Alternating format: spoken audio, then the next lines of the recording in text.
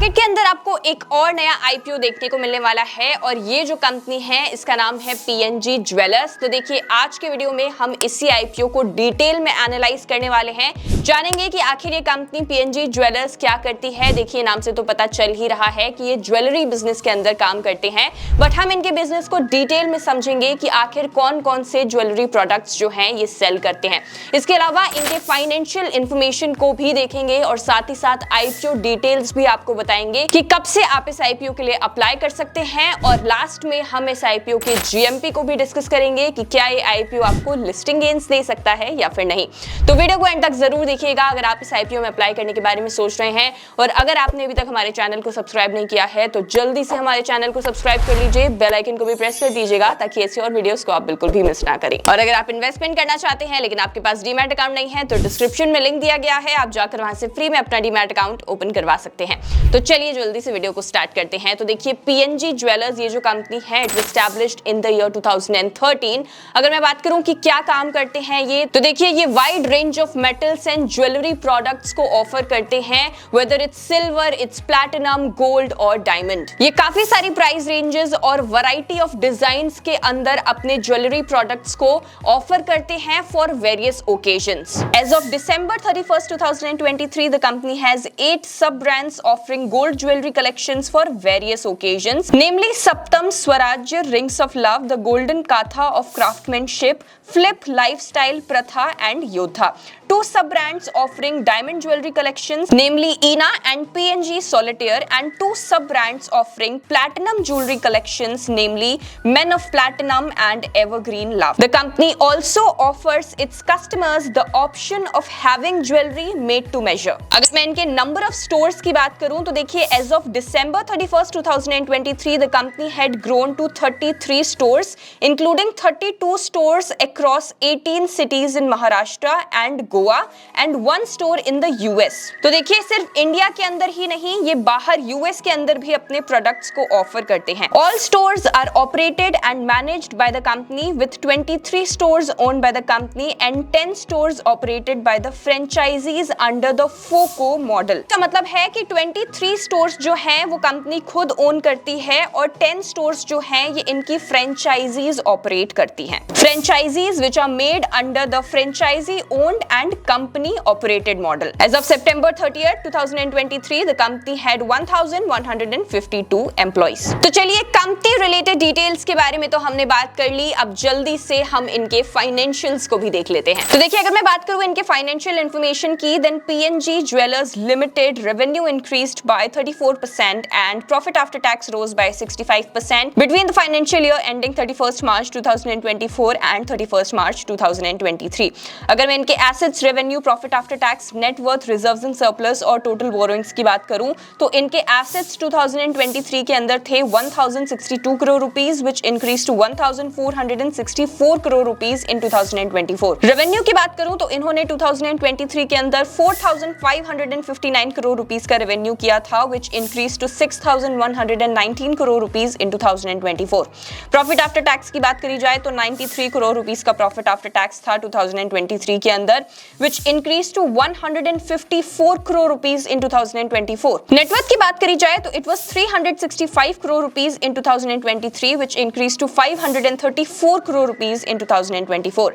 Reserves and surplus की बात करी जाए तो 255 crore rupees के reserves and surplus थे 2023 में, और 2024 में यहाँ पर हमारे पास कुछ भी reserves and surplus का डेटा अवेलेबल नहीं है।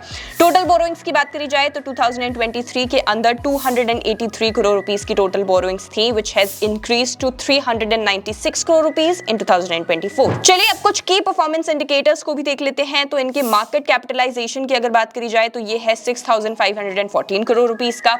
अगर हम आरओई यानी कि रिटर्न ऑन इक्विटी को देखें तो ये है 28.88%, ROCE is 27.31%, debt to equity is 0.74, return on net worth की अगर मैं बात करूं तो ये है 28.88%, price to book value is 10.6, and अगर पैट मार्जिन यानी कि प्रॉफिट आफ्टर टैक्स मार्जिन की बात करी जाए तो ये है 2.53%। अब देखिए यहाँ पे जो डेट टू इक्विटी है ये तो सही नजर आ रहा है क्योंकि ये 1 के नीचे है, इट इज 0.74। ROE की बात करूं तो थोड़ा सा कम है but it is not bad. ROCE is also slightly lower but it is not bad. So the overall financials of the PNG jewellers looks good. अगर मैं इनके अर्निंग पर शेयर की बात करूं तो ये है 13.08 का और इनका PE रेशियो है 36.7 का। चलिए अब इनके PE रेशियो को इनके पीयर से कंपेयर करके देखते हैं ताकि हमें ये पता चल जाए कि ये ओवर वैल्यूड है या अंडर वैल्यूड है। So I hope you remember that PNG jewellers का जो PE रेशियो था इट वाज ऑफ 36। चलिए अब इसको कंपेयर करते हैं तो कल्याण ज्वेलर्स इंडिया लिमिटेड का जो PE रेशियो है यहाँ पे ये है 101 का। अगर मैं सेंको गोल्ड लिमिटेड की बात करूं यहाँ पे again which is a jewellery business company, 45 का PE रेशियो हमें देखने को मिल रहा है। और लास्टली अगर मैं बात करूं थंगम आयल ज्वेलरी लिमिटेड तो यहाँ पे आप देख सकते हो 42 का PE रेशियो है। तो यहाँ पे हम कह सकते हैं कि ये फेयर वैल्यूएशंस पे या फिर कम वैल्यूएशंस पे अपने IPO को लेकर आ रहे हैं क्योंकि इनके सारे पीयर्स से इनका जो PE रेशियो है वो कम है विच इज 36। सो फार हमने कंपनी रिलेटेड सारी डिटेल्स को डिस्कस कर लिया। हमने देख लिया कि कंपनी क्या करती है, इनका ज्वेलरी बिजनेस किस तरीके का है, उसके बाद हमने इनकी फाइनेंशियल इंफॉर्मेशन के बारे में भी जाना विच लुक्स गुड। अब चलिए जल्दी से IPO डिटेल्स को देख लेते हैं कि आखिर आप इस IPO के लिए कब से अप्लाई कर सकते हैं। तो अगर IPO डिटेल्स की बात करी जाए तो ये IPO ओपन होने वाला है ऑन 10 सितंबर, क्लोज हो जाएगा ऑन 12 सितंबर। अगर मैं बात करूं प्राइस बैंड की तो इस IPO का जो प्राइस बैंड है ये है 456 rupees to 480 rupees per share. Lot size की बात करूं तो ये 31 शेयर्स का है यानी कि एक लॉट के अंदर आपको 31 शेयर्स मिल जाएंगे। Total issue size 1100 crore rupees का है जिसमें से 850 करोड़ रुपीस का फ्रेश इशू और 250 करोड़ रुपीस का ऑफर फॉर सेल है। इशू टाइप की बात करी जाए तो बुक बिल्ड इशू IPO होने वाला है जिसकी लिस्टिंग BSE और NSE दोनों पर होगी। चलिए IPO टाइमलाइन को देख लेते हैं। तो अगर मैं IPO टाइमलाइन की बात करूं तो basis of allotment is on सितंबर 13 यानी कि आपको सितंबर 13 तक अलॉटमेंट का नोटिफिकेशन मिल जाएगा। अगर मैं बात करूं आपको अलॉटमेंट नहीं मिलता है तो उस केस में आपके पास रिफंड्स जो हैं ये सितंबर 16 तक आ जाएंगे और अगर आपको अलॉटमेंट मिल जाता है तो in that case the shares will be credited to your demat account till सितंबर 16।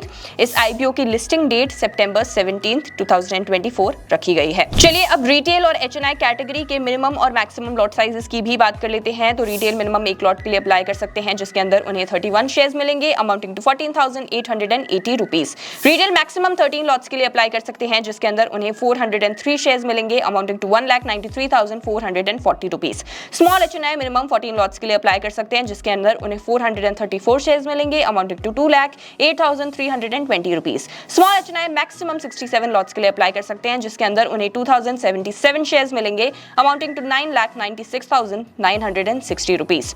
बिग HNI मिनिमम 68 लॉट्स के लिए अप्लाई कर सकते हैं जिसके अंदर उन्हें 2,108 शेयर्स मिलेंगे अमाउंटिंग टू 10,11,840 रुपीस। अगर मैं बात करूं PNG ज्वेलर्स के प्रमोटर होल्डिंग की तो देखिए इस टाइम पर इनकी जो प्रमोटर होल्डिंग है it is 100% but obviously it is going to be diluted after the IPO since there is a proportion of offer for sale. अगर बात करी जाए कि PNG ज्वेलर्स IPO से रेज किए गए फंड्स को कहां इस्तेमाल करेंगे then they are going to utilise the net proceeds from the issue towards funding expenditure in setting up 12 new stores in Maharashtra. इसके अलावा for repayment and prepayment of debt and for general corporate purposes. तो चलिए हमने IPO details को भी जान लिया। I hope आपको IPO डिटेल्स के अंदर किसी भी तरीके की कोई कंफ्यूजन अब नहीं होगी कि आखिर आप कब से IPO के लिए अप्लाई कर सकते हैं, क्या प्राइस बैंड है, कितने का लॉट साइज है, everything is clear to you. चलिए जल्दी से अब हम इस IPO का GMP क्या चल रहा है उस बारे में भी बात कर लेते हैं ताकि आपको ये समझ में आ जाए कि ये IPO आपको लिस्टिंग गेन्स दे पाएगा या नहीं। तो देखिए अगर मैं PNG ज्वेलर्स IPO के लास्ट GMP की बात करूं तो it was 177 rupees updated on 7 सितंबर 2024 with a price band of 480 rupees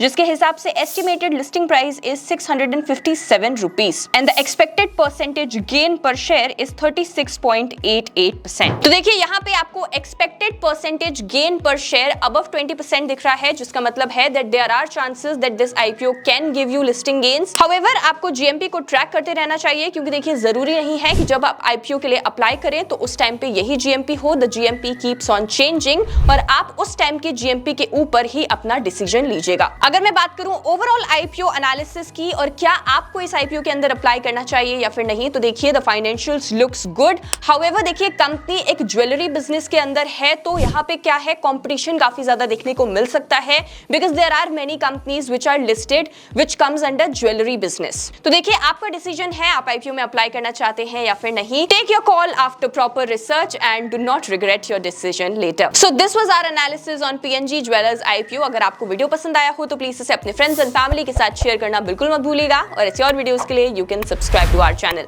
thank you so much for watching. I will see you in the next video. Till then, bye bye.